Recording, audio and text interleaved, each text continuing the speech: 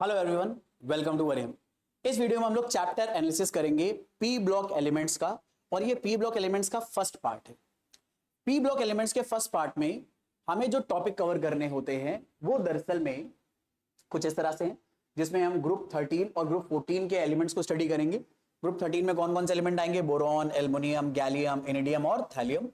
ऐसे ग्रुप 14 में carbon, silica, germanium, titanium, tin and lead आएगा।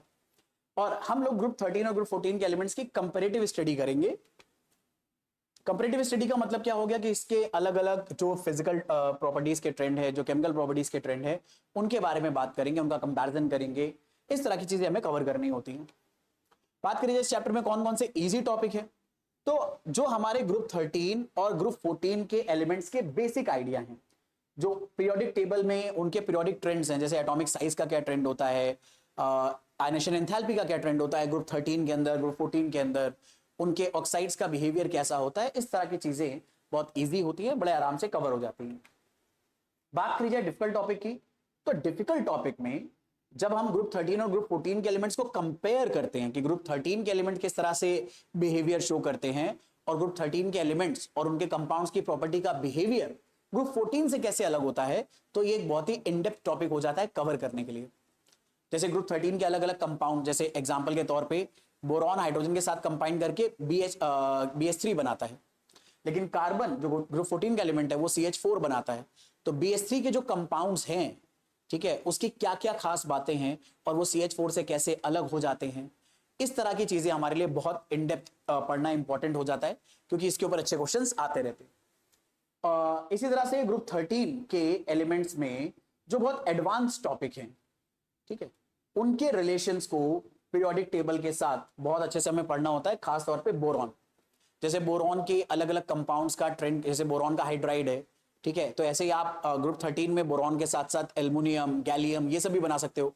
तो इनके हाइड्राइड का ट्रेंड क्या रहेगा, इनके हाइड्राइड में से कौन सा ज्यादा एसिडिक होगा, इनका मेटालिक कैरेक्टर का क्या बिहेवियर होता है, कहाँ कहाँ एक्सेप्शंस आते हैं, ये सब आपको बहुत इन डेप्थ स्टडी करना होता है। ये सब एडवांस टॉपिक के अंदर आते हैं, तो इस पर आपको ध्यान देने की जरूरत है।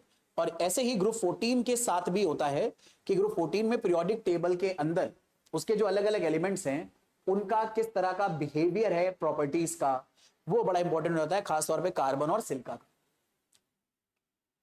इस चैप्टर को पढ़ने के लिए कौन कौन से टॉपिक आपको पहले से आने चाहिए, अगर उनके बारे में बात करें तो केमिकल बॉन्डिंग का आइडिया आपको अच्छे से होना चाहिए।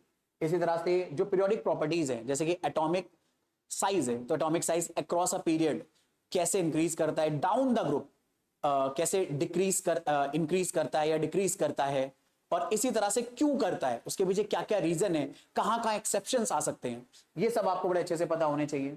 Similarly basic concept of chemical reactions आपको पता होने चाहिए, और बेसिक कॉन्सेप्ट ऑफ थर्मोडायनामिक्स आपको पता होना चाहिए।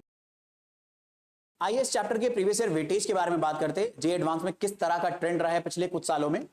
तो पिछले 3 सालों का अगर हम ट्रेंड देखें, तो पिछले 3 सालों में 2024 में तो डायरेक्ट कोई क्वेश्चन नहीं आया इस चैप्टर से, 2023 में भी नहीं आया है, और 2022 में एक क्वेश्चन आया था more than 1 answer correct type का MCQ, जिसकी वजह से टोटल वेटेज 4 मार्क्स का बना है।